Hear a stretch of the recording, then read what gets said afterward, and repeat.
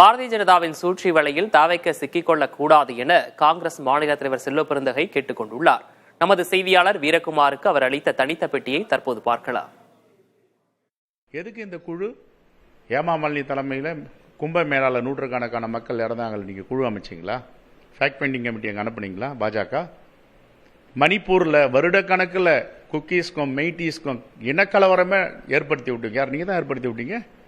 அங்கே போயிட்டு ஏதாவது உண்மை அறியும் குழு ஏமாமல்லி தலைமையில் அமைச்சிங்களாங்க?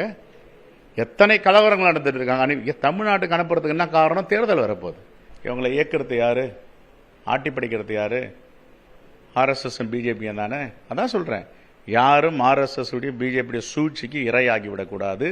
தமிழ்நாட்டு மக்கள் ஒருபோதும் அவர்களை மன்னிக்க மாட்டார்கள். கரூர் துயர சம்பவத்தில் மூச்சு திணறல் ஏற்பட்டு 6 to 10 நிமிடங்களுக்குள் உயிரிழப்புகள் ஏற்பட்டுள்ளதாக இந்திய கம்யூனிஸ்ட் கட்சியின் உண்மை கண்டறியும் குழு தெரிவித்துள்ளது.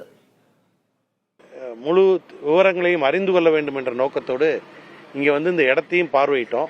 இந்த இடம் மிக மிக ஒரு நெருக்கடியான இடமாகத்தான் தெரிகிறது.